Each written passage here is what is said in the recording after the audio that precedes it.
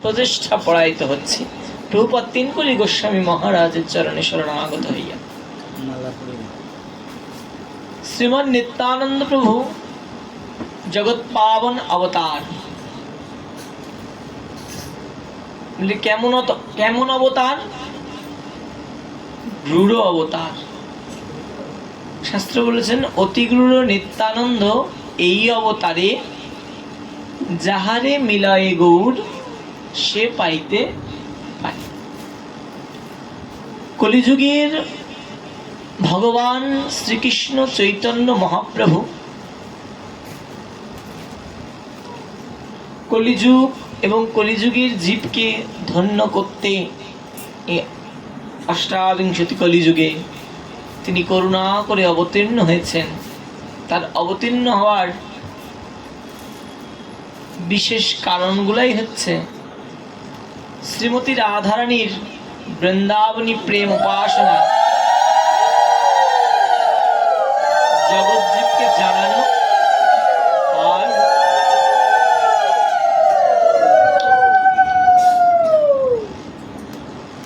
পতিত আমাহেন পতিত জীব যে পঞ্চভৌতিক জড়জগতিক শরীরকে আশ্রয় করে মায়াযুক্ত এই ভৌম জগৎকে সার সত্য বলে গ্রহণ করে 84 লক্ষ জনিতে জন্ম মৃত্যুর রোহাচলে বারংবার ভ্রমণ করছেন। এই তা আচ্ছন্ন জীবকে মোচন করবেন বলে কলির ভাগ্য আকাশে সচি গর্ভ সিন্ধু মাঝে শ্রীকৃষ্ণ চৈতন্য ভগবান অবতীর্ণ হয়েছে। যেহেতু আমরা কলির জীব, আর এটা যেহেতু কলিযুগ, প্রত্যেক যুগের একজন অধিপতি দেবতা থাকেন। এই কলিযুগের অধিপতি দেবতা হচ্ছেন শ্রীকৃষ্ণ চৈতন্য ভগবান, আমাদের বাঙালি জাতির ভগবান, আমাদের ঘরের ঠাকুর, প্রাণের ঠাকুর। বলে এই ভগবানের বিশেষ গুরুত্ব কি?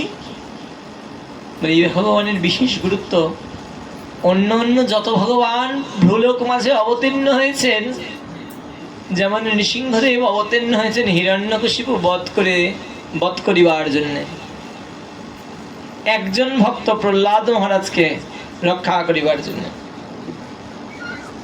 যেমন বরাহদেব অবতীর্ণ হয়েছেন ধরিত্রী দেবীকে কারণ সাগর থেকে উত্থিত করে পৃথিবীকে রক্ষা।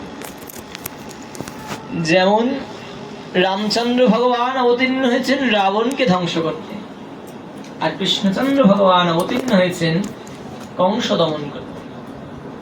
এইভাবে বারংবার শ্রী ভগবান অবতীর্ণ হয়েছেন নিজ কার্য সাধিবার তরে, কিন্তু এবে গৌর হয়ে নদে আসিলা পতিত নিস্তারিবার তরে। মহাপ্রভু কেন আসলেন? মহাপ্রভু আসার অন্য কোনো বিশেষ কারণ নাই। মহাপ্রভু আসার মূল এবং প্রধান কারণটাই হচ্ছে পতিত সমূহ জীবকে মোচন করবেন। নিত্য লীলাভূমি ছেড়ে ভুলোকে আসলেন, অবতীর্ণ হলেন আমাদেরকে করুণা করবার জন্য। তা এইরূপ ভগবানকে করুণা করে আমাদের মাঝে এনে দিলেন কে? সীতানাথ অদ্বৈত আচার্য প্রভু। আমাদের যে কলির ভগবান, যদিও গৌরাঙ্গ মোর পূর্ণ ভগবান, তথাপি অদ্বৈত নিত্যানন্দ হয় অভিন্ন ভগবান, অর্থাৎ মহাপ্রভুই পূর্ণ ভগবান। কলিযুগের ভাগ্য আকাশে পূর্ণ ভগবান সচ্চিদানন্দ স্বরূপ অবতীর্ণ হয়েছেন। কিন্তু নিতাই চাঁদার মহাপ্রভুতে কোনো ভেদ নাই। হ্যাঁ, আমার দ্বিতীয় নাই নিত্যানন্দ বই, শ্রীকৃষ্ণ চৈতন্য মহাপ্রভু বলেছেন। তাহলে মহাপ্রভুর অভিন্ন নিত্যানন্দ, অদ্বৈত আচার্য, এনারা সকলেই ভগবত তত্ত্ব। তিন প্রভু কলিযুগের ইষ্ট এবং আরাধ্য প্রথম বন্দনীয় ভগবান।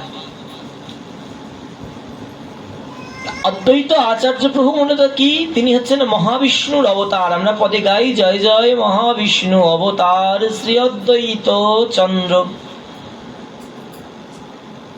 বৃন্দাবন লীলা অন্ত হওয়ার পর সদাশিব কলিযুগের দুর্দশা দর্শন করছেন কৈলাসে বসে। তাই জীবের দুর্দশা দেখে সদাশিবের অন্তরটা বড় ব্যাকুলিত হলো।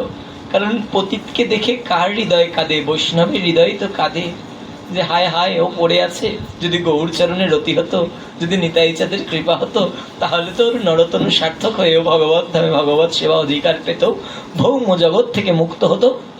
ও তো বুঝতে পারছে না। যে জীব পতিত পড়ে থাকে সে তো বুঝতে পারে না যে আমি ভুল করছি, আমি ভুল পথে চলছি, আমি বিপদে আছি। কি বুঝতে পারে? কি পারে না। কিন্তু তিনি তো সর্বজ্ঞ বিজ্ঞ বৈষ্ণব যেন চূড়ামণি পরম বৈষ্ণব মহাদেব বা সদাশিব, তিনি তো দেখছেন জীবের দুর্দশা। তাই জীবের দুর্দশা হেরি ব্যাকুলিত মন, কারণ সমুদ্র তীরে করিলা আগমন।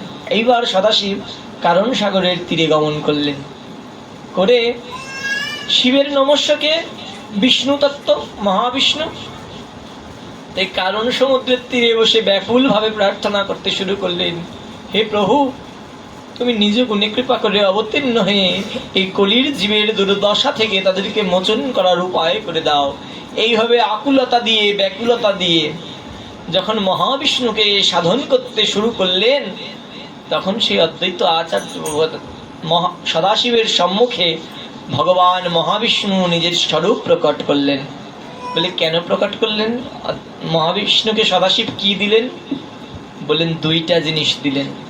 আমাদের ভজন রাজ্যের দুইটা বিশেষ সম্পদ, সেটা হচ্ছে আকুলতা আর ব্যাকুলতা। এই আকুলতা আর ব্যাকুলতা যদি থাকে তাহলে ভজনটা আর হারিয়ে যাওয়ার ভয় থাকে না। কিন্তু আকুলতা আর ব্যাকুলতা যদি না থাকে তা ভজনটা আসলেও চলে যাওয়ার ভয় থাকে। সন্তান যখন দোলনার পরে শুয়ে হাসে, মায়ের কিন্তু তার কাছে ছুটে আসার প্রয়োজনীয়তা হয় না। মা বলে এই তো আসছি বাবা, খেল। কিন্তু সন্তান যখন দোলনার পরে বা খাটের পরে থেকে গড়া দিয়ে এসে চিৎকার করে কাঁদে, তখন মা যে অবস্থায় থাকুক না কেন সবকিছু ফেলে দিয়ে ছুটে এসে আগে সন্তানকে আঁকড়ে ধরে। আমাদের জগৎপতি ভগবান আমাদের দিকে চেয়ে দেখছে, আমরা তো মহা আনন্দে এই পঞ্চভৌতিক জড়জগতিক মায়াচ্ছন্ন জগৎকে নিয়ে দিন পার করে দিচ্ছি। তা ভগবান বলছে তোরা যখন এইভাবেই আনন্দে দিন পার করছিস, করতে থাক, যখন আমার প্রয়োজনীয়তা বোধ করে আমায় ডাকবি তখন আসবো। এটা ভগবান বলছেন। কারণ আমাদের তো সেই আকুলতা ব্যাকুলতা নেই, ক্রন্দন নেই। আমরা তো বুঝতে পারছি না যে আমরা ভৌম জগতে ডুবে যাচ্ছি, 84 লক্ষ জনিতে বারবার ভ্রমণ করে তাপ যন্ত্রণা ভোগ করছি। কিন্তু তিনি তো বিজ্ঞ মহাদেব সদাশিব অদ্বৈত আচার্য, তিনি তখন সাধন করলেন। এইভাবে 700 বৎসর আকুলতা ব্যাকুলতার সঙ্গে সাধন করার পর মহাবিষ্ণু প্রকট হয়ে বলল, জীবের মঙ্গল তুমি চিন্তা করার সাথেই তো জীবের মঙ্গল হয়েছে, তাদের মঙ্গলের আর বাকি নাই বলে মহাবিষ্ণু সদাশিবকে আলিঙ্গন করলেন। যখনই আলিঙ্গন করলেন তখনই ওই সদাশিবের বর্ণ আর মহাবিষ্ণুর বর্ণ, দুই বর্ণ এক হয়ে অদ্বৈত আচার্য আনন্দ কন্দ তৈরি হলো। সীতানাথ অদ্বৈত আচার্য ভগবান কি। এইভাবে সীতানাথ অদ্বৈত প্রভুর স্বরূপটা গঠন হবার পরে এই স্বরূপে তিনি পূর্ব বাংলায় পনাতীর্থ নামক জায়গা, যেখানে নাভা দেবীর গর্ভসূত হয়ে কুবের আচার্য নন্দন হয়ে সীতানাথ অদ্বৈত আচার্য প্রভু জগৎ মাঝে অবতীর্ণ হয়ে ভগবানকে কিভাবে ডাকলে, কিভাবে প্রার্থনা করলে গোলকের সিংহাসন থেকে ভুলোকে নামিয়ে আনা যায় তা আদর্শ আচরণ করে দেখালেন। এই আচরণ তো সাধারণ জীবের পক্ষে সম্ভব নয়, ভগবানই পারে ভগবানের ভজন শিক্ষা জীবকে দিতে। কারণ আমরা তো কিছুই জানি না, প্রভু তো জানেন। প্রভু যদি না শেখায় তাহলে শিখবো কি করে? রাধা বলে কি করে কাঁদতে হয় তা তো রাধারানী নিজেই দেখাচ্ছেন, গৌর স্বরূপে দেখাচ্ছে না? রাধারানী নিজেই দেখাচ্ছেন গৌর স্বরূপে, ভক্ত ভাবে অবতীর্ণ হয়ে ভক্তি কিভাবে করতে হয় তা শিখিয়ে দিচ্ছেন আমাদের ভগবান। কতটা দয়াল ভগবান, কতটা করুণাময় ভগবান, আমাদেরকে করুণা করবেন বলে তিনি কতভাবে প্রচেষ্টা পরায়ণ হয়েছেন। এইভাবে অদ্বৈত আচার্য প্রভু ভূলোক মাঝে প্রকট হয়ে 52 বৎসর ব্যাপী নয়ন জল তুলসী পত্র অর্পণ করে অঙ্গীকার করে সংকল্প করে যে বৃন্দাবনের মদন গোপাল আনি করিব জীবের নয়ন গোচর, তবে অদ্বৈত নাম মোর হইবে, বলছেন সীতানাথ অদ্বৈত। কিন্তু বলছেন কার কাছে? শালগ্রাম। শালগ্রামে তুলসী দিচ্ছেন। এই শালগ্রাম কে? এই শালগ্রাম হচ্ছে ভগবান নারায়ণ। বিষ্ণু তত্ত্ব ভগবান অনন্ত সংকর্ষণ সাক্ষাৎ নিত্যানন্দ গুণধন। বলে কার কাছে চাইলে ভগবানকে পাওয়া যায়? যার কাছে ভগবান আছেন। আমাদের নবদ্বীপের ভগবান গৌর সুন্দর কার কাছে আছেন? নিতাই চাঁদের কাছে আছেন। এই অদ্বৈত প্রভু আমাদেরকে এনে দিলেন। কোথা থেকে এনে দিলেন? কার কাছ থেকে এনে দিলেন? বলে নিতাই চাঁদের কাছ থেকে। নিতাই চাঁদকে তুলসী দিয়ে, তথা শালগ্রামকে তুলসী দিয়ে বলছে, দাও না প্রভু, দাও না। তোমার হৃদয় পদ্মে লুকিয়ে রাখা অনন্য সম্পদ ভুলোকের জীবের কল্যাণের জন্য একবার আমার কাছে এনে দাও না। বলে নয়ন জলে নিত্যানন্দ শালগ্রামের সম্মুখে আহ্বান করছে। করতে করতে করতে করতে নিত্যানন্দ প্রভুর করুণা হলো, গোলকের সম্পদ গোলক বৃন্দাবন থেকে ধরে একেবারে নবদ্বীপে এনে শচীগর্ভ সিন্ধু মাঝে অবতীর্ণ করে দিল। তাই গৌরাঙ্গ যদি আমাদের লভ্য বস্তু বা সাধ্য বস্তু হয়, তাহলে গৌর সম্পদকে পাইতে গেলে আশ্রয় করতে হবে নিত্যানন্দ রায়। এমন ও সুন্দর গৌর কে আনিল রে? কে আনিল, কে বা দিল, কোথায় ছিল রে? এটা হলো আমাদের জিজ্ঞাসা। গৌরকে দেখলে জানতে মন চায় না যে গৌর কে দিল ভুলোকে, আর কেই বা এনে দিল, আর কোথায় বা ছিল সে? তো সে পদকর্তাগণ পদে বলেছেন, সীতানাথ নিল নিতাই দিল ব্রজে ছিল রে, এমন সুন্দর গৌর কে আনিল রে, সীতানাথ নিল নিতাই দিল ব্রজে ছিল রে। কোথায় ছিল? বৃন্দাবনে। রাস রসের পরিণতি, রাই কানু একাকৃতি। এই তো নদীর গৌর সুন্দর। এখন গৌরাঙ্গ ভগবান জগৎ মাঝে অবতীর্ণ হলেন, সঙ্গে আসলেন নিত্যানন্দ রাম। তা ভগবান মহাপ্রভু নিতাই চাঁদকে বলছেন, নিতাই তুমি থাকতে জগৎ জীবকে আমার নিস্তার করবার তো কোনো প্রয়োজনীয়তা নাই। তা নিতাই বলছে, না না প্রভু। সমুদ্রে নীলাচলে সমুদ্র তীরে মহাপ্রভু নিতাইয়ের হাত ধরে বলছে, জগৎ জীবের দায়িত্ব গ্রহণ করো না নিতাই, তুমি বিনা এই জগৎ তারণ করবার মতন আর কেহ নাই। তা নিতাই বলছেন, প্রভু আমি আমি জগৎকে তারণ করব, কি উপায় করব প্রভু? আর কি বা দেবতা কি করতে পারবে এই কলির জীব? না পারবে সত্য জীবের মতন সাধন করতে, না পারবে তেতার যুগের মতন যাগযজ্ঞ করতে, না পারবে দাপরের যুগের জীবের মতন অর্চন করে শ্রী বিগ্রহকে প্রকট করতে। কি পারবে এই কলির জীব? কি উপায় দেব এদেরকে, বলে দাও। তা বলে, নিতাই আমি তোমায় বলছি, আমি তোমায় বলছি, তোমার চরণাশ্রিত হইয়া যদি জীব হরিনাম ভজন করে, তা আমি তাকে স্বর্গলোকে স্থান দেব। নিত্যানন্দ প্রভু দুঃখিত। কারণ কি? নিত্যানন্দ কি? গুরুতত্ত্ব, ঈশ্বর তত্ত্ব, দুই তত্ত্বের মিলিত স্বরূপ নিত্যানন্দ, জগৎগুরু নিতাই। এই নিত্যানন্দ প্রভু ব্যথিত হলো যে আমি এত প্রচেষ্টা পরায়ণ হয়ে এই জীবকে সামান্য স্বর্গ উপহার দেব। সাধারণ মানুষের কাছে স্বর্গটা অনেক বিশাল বস্তু, কিন্তু আদতে এমনটা নয়। স্বর্গ কেবলমাত্র একটা পার্ক, কিছু সময়ের জন্য সেখানে গিয়ে আনন্দ উপভোগ করা যায়, কিন্তু পুনরায় আবার এখানে ফিরে আসতে হয়। যখন পুণ্যের স্তরটা জীবের বেড়ে যায়, এই ভৌম জগতে যখন সেই পুণ্যটা সে ভোগ করতে না পারে, তখন আচার্য ভগবান তাকে স্বর্গে পাঠিয়ে দেয় সেই পুণ্যটা ভোগ করার জন্য। এখানে আমি সর্বোচ্চ 10টা রসগোল্লা খেতে পারবো, 50টা তো পারবো না, কিন্তু ওই স্বর্গে গেলে আমাকে এমন একটা দেহ দেবে, আমি ওই পুণ্যটা ভোগ করার মতন আনলিমিটেড রসগোল্লা খেতে পারবো। কিন্তু যেই পুণ্য শেষ, সেই আবার ফিরে আসতে হবে। তাহলে ওটা কি জানো মা?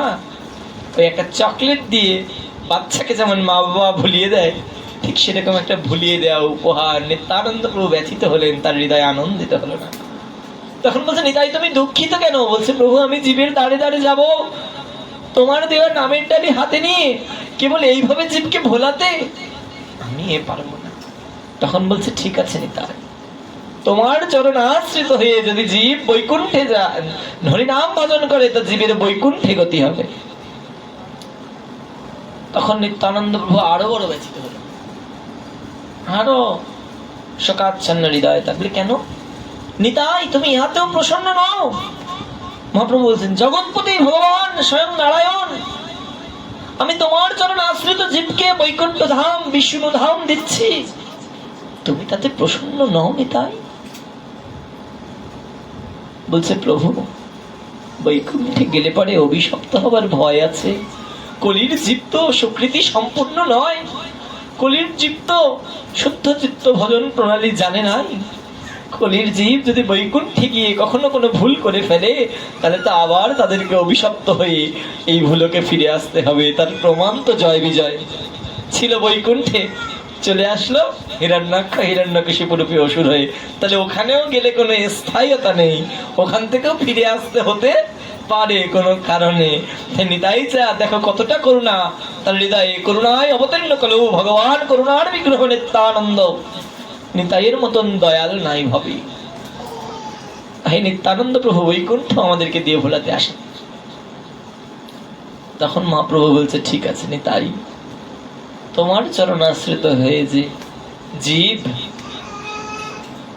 হরিনাম ভজন করবে, সেই নামের আরাধ্য মূর্তি বৃন্দাবনের যুগল কিশোরের ভজন সেবায় সেই জীব যুক্ত হবে। তখন কি নিত্যানন্দ প্রভুর আনন্দিত হওয়ার কথা নয়? সর্বারভ্য সম্পদ গোলক বিহারী গোবিন্দের যুগল মাধুরী সেবা অধিকার আমাদের জন্য প্রদান করছেন শ্রীকৃষ্ণ চৈতন্য ভগবান। নিতাইকে বলছে, তোমার চরণ আশ্রয় করে জীব নাম ভজন করলেই গোলক বৃন্দাবনের যুগল সেবা অধিকার পাবে, বৃন্দাবনের যুগল সেবা অধিকার। তখন নিতাই চাঁদ দুঃখের মধ্যে দিয়ে কেমন যেন একটু হাস্যবদন করছেন। তো বলছে, নিতাই হাসছো কেন? আমি বলছি, প্রভু গো, তুমি যে কথা বলেছ বৃন্দাবনের যুগল সেবা কলির জীবের জন্য, প্রভু কলির জীব একটা চিত্রপটে সুখ সম্পাদন করতেও সমর্থবান হয় কি না হয়, তো তারা বৃন্দাবনের মধুরাতে প্রণতি লীলা যুগল মাধুরী সেবা অধিকারে সংযুক্ত হইয়া যদি সেবা অপরাধ ঘটায়, সেখানে তো ক্ষমা নাই। সিদ্ধ জগন্নাথ দাস বাবু বলেছেন, ব্রজে কোনো ক্ষমা নাই। মা যশোদা একটু অন্যায় করলে গোপালকে কান মোলা দিয়েছে, কিন্তু নদে নিমাই সকল কিছু ভেঙে দিলেও সচিমা তাকে কোলে তুলে নিয়েছেন। নবদ্বীপ হচ্ছে ক্ষমার ভূমি। তা প্রভু ধাম কি জয়। যে নবদ্বীপ ধাম চিন্ময় ধাম, সেই নবদ্বীপ হচ্ছে ক্ষমার ভূমি। আর সেই বৃন্দাবনের দুই তনু এক হয়ে আমার চোখের সামনেই তো প্রকট ভগবান তুমি রয়েছো। প্রভু কেন তুমি সচরণ ব্যতি রেখে এই সকল দিহা আমাকে ভোলাচ্ছ? তুমি বলো না প্রভু। তখন মহাপ্রভু বললেন, নিতাই চাঁদ বললে, তুমি কথা দাও, আমার চরণ আশ্রয় করে জীব যদি নাম ভজন করে, তো তুমি তাকে অনন্য চিত্তে গ্রহণ করে নেবে। তখন মহাপ্রভু বললেন, নিতাই আমি তোমায় কথা দিচ্ছি, তুমি যাকে দেবে কৃপা করে আমি তারই হব অবিচারী। তার কোনো বিচার আমি আর করবো না। সে যোগ্য কি অযোগ্য, ভালো কি মন্দ, তার বিচার আমি আর করবো না। কারণ আমি জানবো আমার নিতাই দিয়েছে, নিতাই দিয়েছে, আমি আর তার বিচার। মহাপ্রভু তাকে কথা দিলেন। আর সেই কথার মূর্তিমন্ত প্রমাণ আমরা বহু জায়গায় দেখতে পাই। তার মধ্যে দুইটি জায়গা বর্ণনা করে শ্রী গুরুদেবের কাছে দেব। গুরুদেব যদি আমাকে বলতে বলেছেন তাই বলছি। তা বললেন, তার মধ্যে একটি হচ্ছে শ্রীপাদ রঘুনাথ দাস গোস্বামী। এই রঘুনাথ দাস গোস্বামী জমিদারের পুত্র, ইন্দ্রসম ঐশ্বর্য, অপ্সরা সম পত্নী, এই সকল কিছু রঘুনাথ দাস গোস্বামীকে বেঁধে রাখতে পারছে না সংসারে। উন্মাদনায় ছুটে ছুটে যাচ্ছে শ্রীকৃষ্ণ চৈতন্য ভগবানের চরণে, কিন্তু মহাপ্রভু বারবারই তাকে ফিরিয়ে দিচ্ছে, যাও রঘুনাথ সংসারে ফিরে যাও। কারণ কি জানো মা, আমাদের কলিযুগের ভজনটা হচ্ছে আশ্রয়ের ভজন।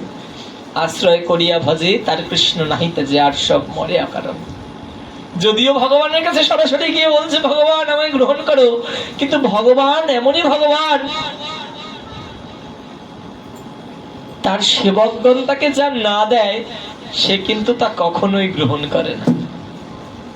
যেমন দেখো 56 ভোগ 36 ব্যঞ্জন তুমি যত কিছুই দাও না কেন, যদি যাতে তুলসী পত্র না দাও তাহলে কি ভগবান সেটা গ্রহণ করবে? বলে কেন গ্রহণ করবে না? তুমি এত কিছু দিলে। বলে ওগুলোতে সব আছে কিন্তু মন নাই। কিন্তু যখন তুলসীটা দিলে ওই তুলসীর অনুমোদনে ভগবান ওই সব কিছুই গ্রহণ করে নেবে। যা ভগবান গ্রহণ এত বেলা করছেন না, তা সবই গ্রহণ করে নেবেন। বলে কেন?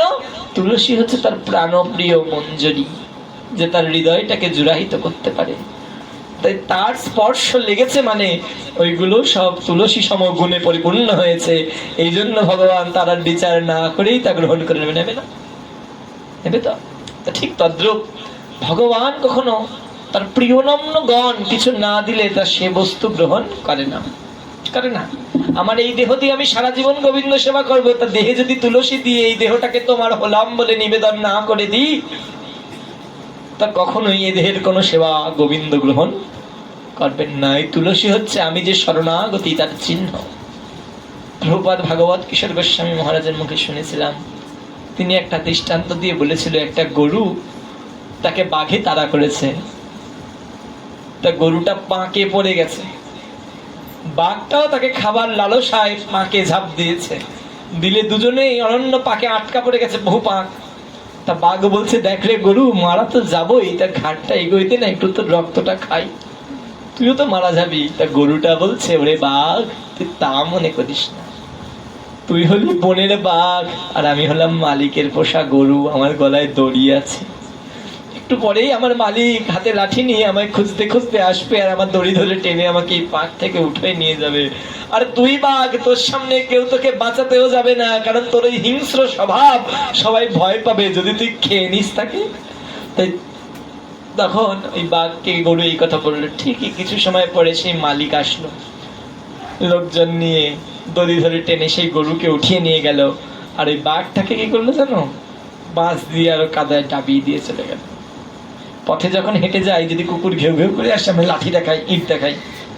কিন্তু যদি একটা গলায় বেল্ট দেওয়া কুকুর আসে, তাহলে কি আমরা কেউ লাঠি ইট দেখাবো? সবাই জানবে মালিক আছে, আমার নামে কেস হবে। তা ঠিক তদ্রূপ এটা হচ্ছে সেই ভগবানের, আমরা যে ভগবানের দাস, ভগবানের পোষা জীব, তার চিহ্ন স্বরূপে আমাদের যেটা মালিক আছে, সেই মালিকের অলংকার স্বরূপে গলায় আমরা তুলসী মালা ধারণ করি। এইরূপে ভগবানকে তার প্রিয় নম্নগণ কিছু না দিলে ভগবান তা গ্রহণ করে না। এবার রঘুনাথ দাস গোস্বামী সীতানাথ অদ্বৈত আচার্য প্রভুর চরণে শান্তিপুরে গেলেন, গিয়ে অদ্বৈত চরণ আশ্রয় করলেন। অদ্বৈত আচার্য প্রভু রঘুনাথ দাসকে ধরে মহাপ্রভুর কাছে নিয়ে গিয়ে বলেন, প্রভু তুমি রঘুনাথকে কৃপা করো, গ্রহণ করো না প্রভু। কে বলছেন? সাক্ষাৎ মহাবিষ্ণু অবতার, অভিন্ন ভগবান। কিন্তু ওই যে মহাপ্রভু নিতাইয়ের কাছে, নিতাই যে তার প্রাণের প্রাণ, নিতাইয়ের কাছে সেই দায়িত্ব সমর্পণ করেছে। তাই অদ্বৈত আচার্য প্রভু দিলে রঘুনাথ দাসকে কি বললো জানো? মর্কট বৈরাগ্য না করাইয়া লোক দেখাইয়া, ওহে রঘুনাথ যথাযোগ্য বিষয় ভুঞ্জ অনাসক্ত হইয়া, বলে আবার বাড়ি পাঠিয়ে দিল। তাহলে মর্কট বৈরাগ্য কেমন? বানরের মতন বাজছে, আমি খুব বৈরাগী কিন্তু মুহুর মুহুর মৈথন করি, এটা হলো মর্কট বৈরাগ্যের লক্ষণ। আর বলে বিষয়ের মধ্যে থাকো কিন্তু বিষয়ে আসক্ত হয়ে না, বলে রঘুনাথকে বাড়ি পাঠিয়ে দিল। রঘুনাথের অন্তরটা বেদনায় ছিঁড়ে পড়ছে, আমার আজও হলো না প্রভুর দর্শন, আজও হলো না প্রভুর করুণা, প্রভু আমায় স্বীকার করলো না, আমার বুঝি নরোত্তম বৃথা হয়ে যাবে, আমি বুঝি আর প্রভুর করুণায় প্রভুর চরণাশ্রিত হয়ে প্রভুর সান্নিধ্যে বাস করতে বা প্রভুর সেবা জনম সার্থক করতে পারে। বলে এরকম আকুলতা ব্যাকুলতা কে দেখাচ্ছে জানো? নিত্য সিদ্ধ মঞ্জুরি রঘুনাথ দাস গোস্বামী কি সাধারণ কেউ? অষ্টমহামঞ্জুরির একজন তিনি এরকম করছেন। বলে কেন? আমাদেরকে আদর্শ শেখাচ্ছেন যে শরণাগতি কি করে লাভ করতে হয়। কারণ টিভিতে যারা খলনায়কের অভিনয় করে তাদের কিন্তু জেল হাজত হয় না, যত অন্যায় করুক না কেন, কারণ সবাই জানে ও খল নয়, ও খল হওয়ার অভিনয় করছে। ঠিক তদ্রূপ কংস রাবণাদি দৈত্য জগাই মাথায় আমরা বলি মহাপ্রভু ওদেরকে উদ্ধার করেছে, আমাকে করবে না কেন? জগাই মাথায় থেকে আমি মন্দ? কিন্তু বুঝতে হবে জগাই মাথায় মন্দ হওয়ার অভিনয় করেছে, আর আমি অন্তত আসলেই মন্দ। জগাই মাথায়ের মতন আমরা অভিনয় করছি না। তাই তাদের জেল হাজত না হলেও আমাদের জেল হাজত নিশ্চিত, আপনাদের দণ্ড, শাস্তি, নরকবাস নিশ্চিত। এই জন্য আমাদের শরণাগতি হতেই হবে মা। তাই রঘুনাথ দাস গোস্বামী ফিরে গেলেন, ব্যাকুলতা আকুলতা তাকে আবার ছুটিয়ে নিয়ে আসলো। সে শুনতে পেল পানিহাটি গ্রামে, অদূরেই পানিহাটি গ্রামে নিতাই চাঁদ এসেছে। তখন এই রঘুনাথ দাস গোস্বামী পাদ চলে আসলেন, নিত্যানন্দ প্রভুর উদ্দেশ্যে পালাহিত হলেন। তার পিতৃদেব কিছু ঐশ্বর্য পায়লা টাইলা দিয়ে তার পিছনে পাঠিয়ে দিলেন, দেখো কোথায়। আর নিতাই চাঁদ ওখানে বসে আছে রঘুনাথকে কৃপা করবে বলেই, কারণ তার পিছনে পিছনে বন্ধন আছে, ওই বন্ধন মুক্ত না করলে রঘুনাথ দুহাত তুলে গৌর চরণে যাবে কি করে? পিছনে কোনো বন্ধন নিয়ে কি যাওয়া যায় মা? যাওয়া যায় না। পিছু টান যার আছে, পেছন দিকে ফিরে তাকানো যার স্বভাব, সে কখনো সামনের দিকে এগোতে পারে না। তাই নিতাই চাঁদ বসে আছেন। এক সময় রঘুনাথ দাস গোস্বামী প্রাদ আসলে খবর আসলো নিতাই চাঁদের কাছে রঘুনাথ আসছে। তা নিতাই চাঁদ কি বললো জানো? আয় আয় গৌর চোরা দণ্ডিপ তোহারে, আমানা বলিয়া গৌর নীলি আপন করে। অর্থাৎ গৌর আমার, নিতাই বলতে পারে গৌর আমার, আমার গৌরকে তুই আমাকে না বলে নিয়ে নিয়েছিস, তোকে আমি দণ্ড দেব। বলি দণ্ডটা কি?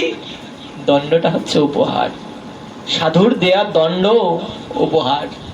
দেখো তার প্রমাণ, নারদ মুনি নলকূপ মণিগ্রীবকে অভিশাপ করলো, জড়বস্তু হয়ে জন্ম হবে তোদের পৃথিবীতে। কুবের লোকের থেকে তারা চলে আসলো পৃথিবীতে, কিন্তু করুণাটা কেমন করলো? করলো তাকে জড়বস্তু, কিন্তু করলো কোথায়? নন্দালয়ের দ্বারে, যেখানে ভগবান বাল্যলীলা করেছেন। এবং তাই এই নলকূপ মণিগ্রীবকে বৃক্ষজনি থেকে উদ্ধার করতে সাক্ষাৎ ভগবান চরণ দিয়ে তাদেরকে কৃপা করেছেন।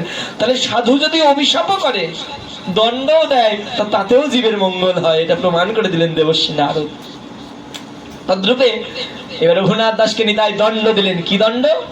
বলি এক্ষুনি আমার এই সপার্ষদকে ভোজন করা, চিরা দধি কলা মিষ্টি আদি এনে ওই রঘুনাথ দাস গোস্বামী যে পেছন পেছন যে সম্পদ বানালো পিতা, তা সব খরচ করে বৈষ্ণব সেবা করে মেদপাত। এখন ভোগ লাগালেন কে? নিত্যানন্দ প্রভু। সেদিন আবার নিত্যানন্দ প্রভু রাঘব ভবনে প্রসাদ পাওয়ার কথা ছিল। এখন রাঘব পণ্ডিত বলে নিতাই এখনো আসে না কেন? নিতাই কই, আসে না কেন? এখনো নিত্যানন্দ প্রভু ওখানে রয়েছে, তাহলে আমি যাই ডেকে আনি। এদিকে নিত্যানন্দ প্রভু তো 7টা মালসায় ভোগ লাগাচ্ছে, মানে নানাবিধ মালসায় ভোগ লাগাচ্ছে, ভোগ রেডি করে মহাপ্রভুর আহ্বান করছেন যে প্রভু গো, তোমার রঘুনাথের লয়ে আমি অপেক্ষা করছি। তুমি না বলেছ রাঘব ভবনে তোমার নিত্য অধিষ্ঠান, সেই বাক্য এবে প্রভু করো হো প্রমাণ। নিত্যানন্দ প্রভু বলছেন তুমি না বলেছ যে রাঘবের ভবনে তোমার নিত্য অধিষ্ঠান, আজ তোমার বাক্য প্রমাণ করে আমার এই নৈবেদ্য গ্রহণ করো না প্রভু। তৎক্ষণাৎ শ্রীকৃষ্ণ চৈতন্য ভগবান রাঘব ভবনে প্রকট হলেন। ছিলেন কোথায়? নীলাচলে গম্ভীরা মন্দির। প্রকট হলেন কোথায়? রাঘবের ভবনে। প্রভু প্রমাণ করলেন যে আমার বাক্য আমি নিত্য রাঘব ভবনে বিরাজমান থাকি। সচির রন্ধনে নিতাইয়ের নর্তনে শ্রীবাসের অঙ্গনে রাঘবের ভবনে মহাপ্রভুর নিত্যবাস সবসময় আছেন। প্রমাণ করে দিলেন। টাকার সাথে প্রভু অবতীর্ণ হলেন, হয়ে নিতাই সেই চিরাদধি কলা মিষ্টি ভোজন করলেন, নিতাইকে খাইয়ে দিলেন। দিয়ে নিতাই চাঁদ যখন রঘুনাথকে হাতে ধরে মহাপ্রভুর কাছে দিলেন, মহাপ্রভু বলল রঘুনাথ নীলাচলে যাও। আরো কি করলো জানো? নীলাচলে যাওয়ার উপদেশ তো করলোই, তার সাথে উপহার স্বরূপ 2টা বস্তু দিল। একটা হচ্ছে গুঞ্জামালা, আর একটা হচ্ছে গিরিধারী। দিয়ে বলল রঘুনাথ 2 পাশে 2 পত্র, মাঝে নবীন মঞ্জরি, এইরূপে অষ্টমঞ্জরি দিও শ্রদ্ধা করি। বলে গিরিধারীতে সেবা অধিকার দিয়ে ভজন করবার জন্য নীলাচলে যাবার উপদেশ করলেন। নিতাই দিল বলে প্রভু আর ফিরিয়ে দিতে পারলেন। এটা হলো নিত্যানন্দ করুণা। ঠিক তদ্রূপে নীলাচল ধামে প্রতাপরুদ্র রাজা, ওই নীলাচলবাসী গৌর প্রেম রসান্নবে ভেসে যাচ্ছে। সবাই শ্রীকৃষ্ণ চৈতন্য ভগবানের করুণা পাচ্ছে। প্রতাপরুদ্র রায় থেকে শুরু করে কাশী মিশ্র সার্বভৌম আদি সকলেই গৌর কৃপার প্রেম সাগরে ভেসে যাচ্ছে। কিন্তু প্রতাপরুদ্র রাজার অন্তরে ব্যথা যে প্রভু তুমি এই রাজ্যে আমার সকলকে করুণা করছো, কিন্তু আমি এই রাজ্য সিংহাসনে বসে থেকে আজও তোমার করুণা পেলাম না। আমি কি বঞ্চিত হয়ে যাব? কার বাসনা না হয় ওই রকম গৌরাঙ্গ সুন্দর সামনে পেলে তার কৃপা আশীর্বাদ নেওয়া।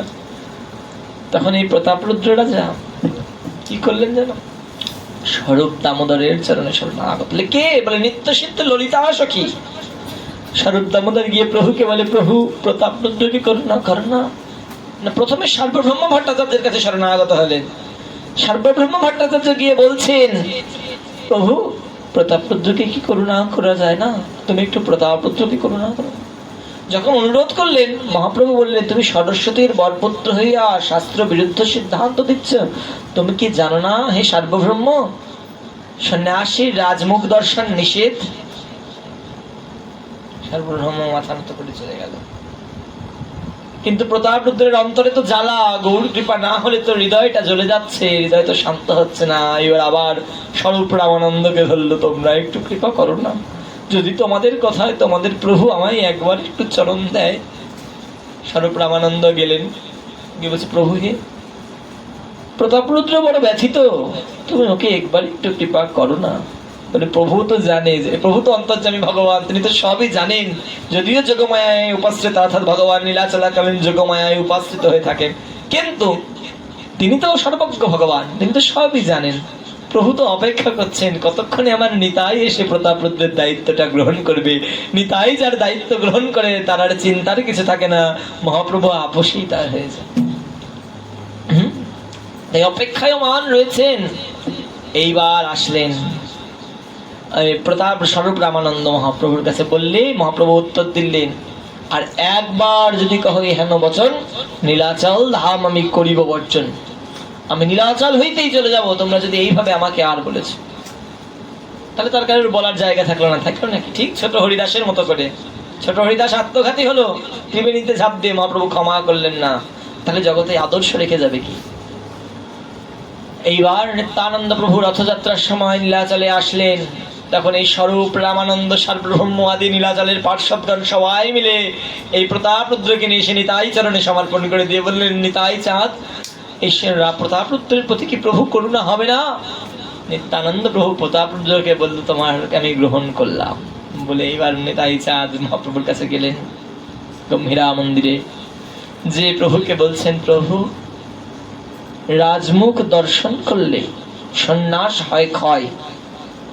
আচ্ছা প্রভু, আত্মঘাতী পাপ যদি জীবের হৃদয়ে লাগে তাহলে কি সন্ন্যাস হয়? আমি সন্ন্যাসী, রাজমুখ দর্শন করলে আমার সন্ন্যাস নষ্ট হবে। আর আমার যদি আত্মঘাতী হওয়ার পাপ লাগে তাহলে কি আমার সন্ন্যাস হবে?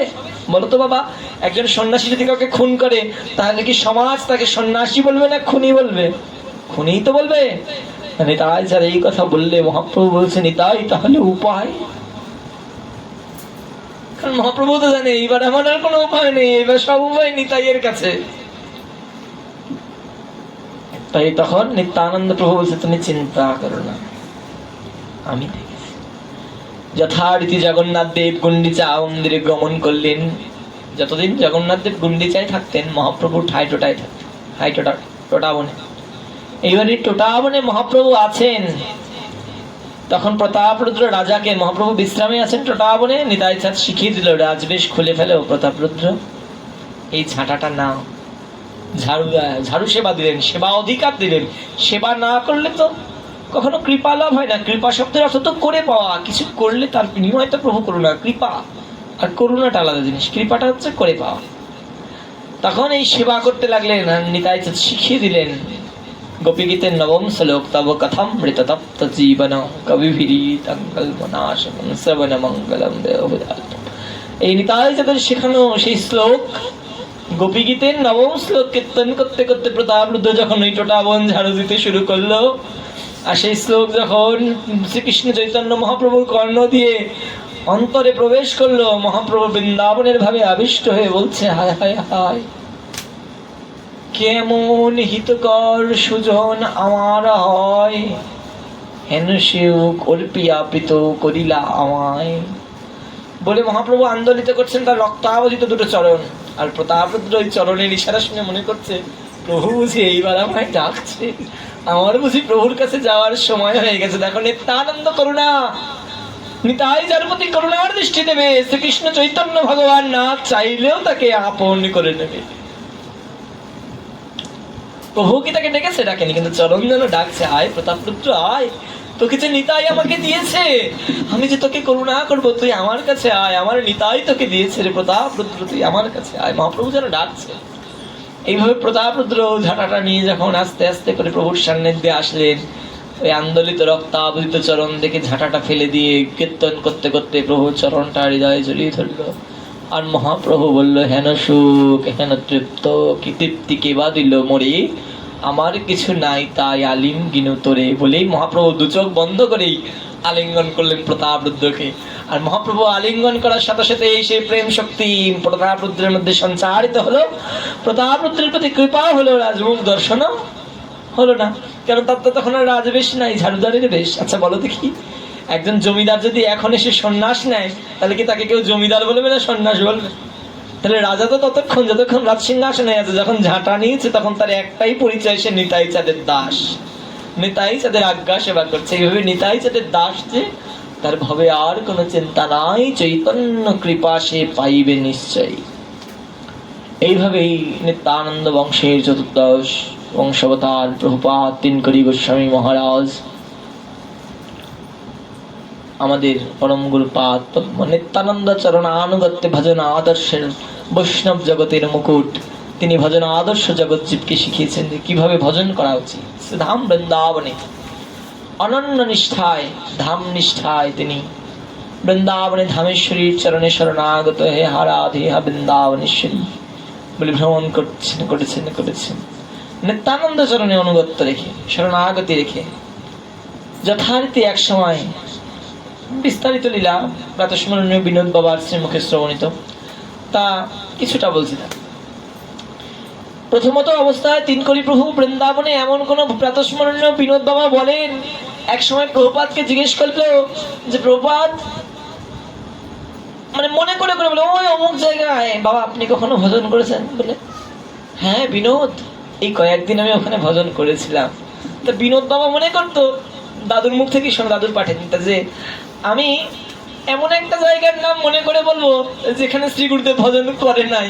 কিন্তু অনেক ভাবনা চিন্তা করে চুরাশি ক্রোশ বৃন্দাবনের যে জায়গার নামই করতো, ঠিকই কিছু সময় চিন্তা করে প্রভুপাদ বললেন, হ্যাঁ বিনোদ, ওই অমুক সময় ওই জায়গায় আমি কিছুকাল ভজন করেছিলাম। অর্থাৎ ঠিক রঘুনাথ দাস গোস্বামী যে আদর্শটা দেখেছে, একবার ডাকে কেশি ঘাটে রাধে রাধে, একবার ডাকে বৃন্দাবনে রাধে। আমরা তো এই পথটা এক জায়গায় বসে গেয়ে ফেলি, কিন্তু দাস গোস্বামী তো এভাবে গায়নি।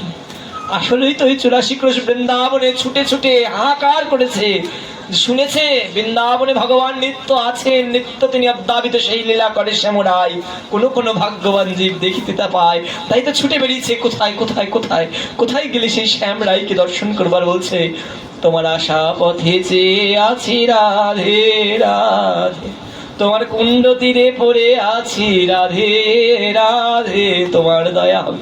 এ কি একদিনে গিয়েছে দাস গোস্বামী? তার হাহাকার, এক এক দিনের হাহাকার একটা পদে রচিত হয়ে আমরা আজকে এক জায়গায় বসে কীর্তন করে দিচ্ছি। রাধা দাস গোস্বামীর সারা জীবনের হাহাকার এই পদটা, সে কিভাবে ব্রজমণ্ডলে হাহাকার করে খুঁজে বেরিয়েছে, কোথায় গেলে পাবো প্রাণেশ্বরী তোমার দর্শন। আমাদের প্রভুপাদ তার প্রথম অবস্থায় বৃন্দাবনে এইভাবে কখনো গোবর্ধনে, কখনো নন্দগ্রামে, কখনো বৃন্দাবনে, কখনো কাম্যবনে, এইভাবে কখনো বংশীপটে ভজন করেছেন। কোথায় গেলে রাধারানীর অনুভব হবে, কোথায় গেলে রাধারানীর দর্শন হবে। এইভাবে চলতে চলতে চলতে চলতে বার্ধক্যকাল, শরীর যখন আর সমর্থবান হয় না, তখন প্রভুপাদের অন্তরে আসলো হাহাকার, হায় হায় হায়, নরতনু বুঝি বৃথা হয়ে যায়, আমার বুঝি আর প্রাণেশ্বরীর চরণ দর্শন হলো না, প্রাণেশ্বরীর করুণা হলো না, হা প্রাণেশ্বরী আমার কি নরতনু বৃথা হয়ে যাবে বলে তখন প্রভুপাদ প্রেম সরোবরের তটে শান্ত হয়ে গেলেন। বিনোদ বাবা বলেন যে শ্রী গুরুদেবকে সেই শান্ত অবস্থায় কখনো দেখতাম না যে তিনি ঘুমায়েছে, আমার মনে পড়ে না। কখনো যদি একটু চক্ষু বন্ধ করে স্থির হয়ে বসে থাকতো, ঠোঁটটা যেন নড়তো, মনে হচ্ছে যেন প্রভুপাদ এখনো নাম করছে। তা মনে করতাম বুঝি হয়তো ঘুমের ঝরে নাম করছে। তা কানের থেকে অনেক দূরে একটু আস্তে করে বলতাম, বাবা। ওই আস্তে শব্দটা ঘুমন্ত মানুষের তো শোনার কথা না, কিন্তু ঠিকই যেন ওই শব্দটা দেওয়ার পরে বাবা মহারাজ বলতেন, হ্যাঁ বিনোদ ডাকছো, তার মানে সে ঘুমায় নাই। এইভাবে বেশ কিছুদিন, মাস পার হয়ে যেত, কিন্তু কখনো দেখতাম না শ্রী গুরুদেব ঘুমোচ্ছেন। বিনোদ বাবা বলছেন তিনকড়ি প্রভুর কথা, আহার ক্ষুধা না, কখনো যদি প্রসাদ সামনে ধরে, হ্যাঁ বিনোদ প্রসাদ পেতে হবে তো পেতে হবে ভগবান বলে হয়তো ওষ্ঠে ঠেকিয়েছে কি জিহ্বায় একটু ঠেকিয়েছে, হয়ে গেছে। এইভাবে করে আকুলতা ব্যাকুলতা আর সবসময় নয়ন জল। বলে কেন? অন্তরে একটাই ভাবনা, আমার নরদেহ বৃথা হয়ে যাচ্ছে, এই জন্মে আর বুঝি তোমার করুণা হবে রাধারানী, আমার কি নরতন ব্যর্থ হয়ে যাবে? এবার এইভাবে যখন বলদেবজির ভজনথলিতে বসে বল্লভাচার্যজির ভজনথলিতে বসে প্রেম সরোবরে যে ভজনথলিটা 3 কোটি প্রভুর ভজনথলি, সেটা বল্লভাচার্যজির।